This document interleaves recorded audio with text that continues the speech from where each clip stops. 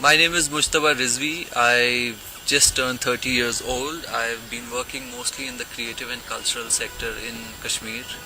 I founded a contemporary arts foundation by the name of Kashmir Art Quest around 9 years ago.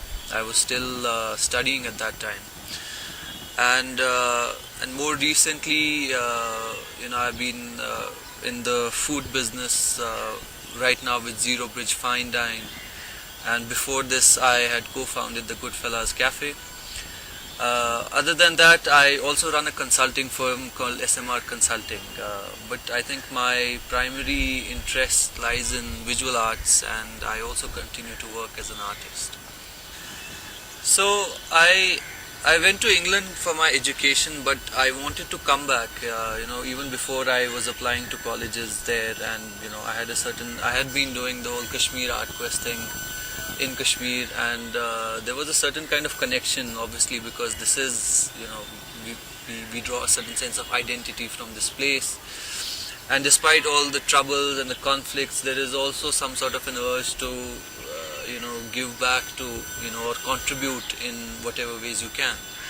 So I came back in around 2014. I had set up a gallery then, which did not work out, but I wanted to try and continue doing certain things. There is a certain lack of sense of ownership which I feel we Kashmiris have towards our own place. We complained about a lot of things, and rightly so. I mean, there is negligence from all quarters, even on the basic issues. And then there is obviously the whole political turmoil that we have.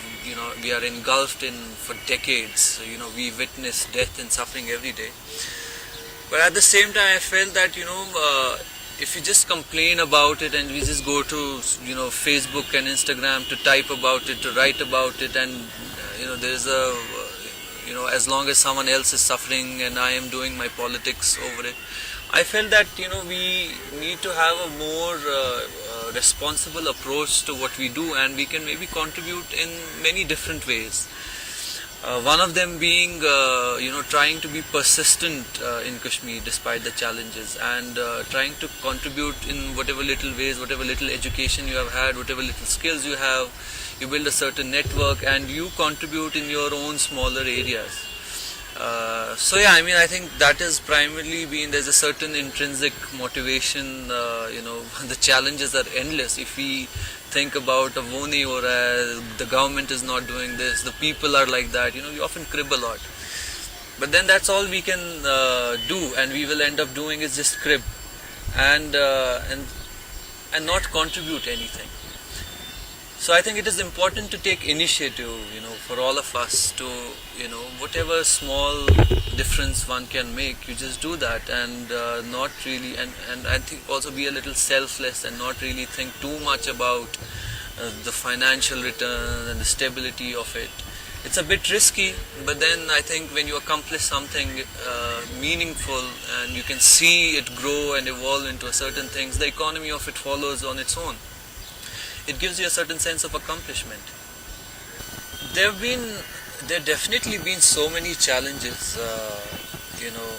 I started when I was still in college, and I was trying to organize different exhibitions, organize different artists, trying to think about some sort of an international art scene here. Then when I came back, I started a Center for Contemporary Arts and Research that was vandalized and shut down. And even after that, when you're trying to do, there are issues with regulations, there are issues with acceptance, there are even basic issues with trying to make people understand what you're trying to do. But and a number of such challenges. There's a certain vulnerability in this place. You start something today, you don't know what's going to happen tomorrow and the following week. 2016, for example, at that time I was just part of the Goodfellas Cafe, and for an entire year it was shut down. So the challenges are on many levels. The complexities are quite unique to Kashmir, but I don't think that it is anything that a person cannot deal with.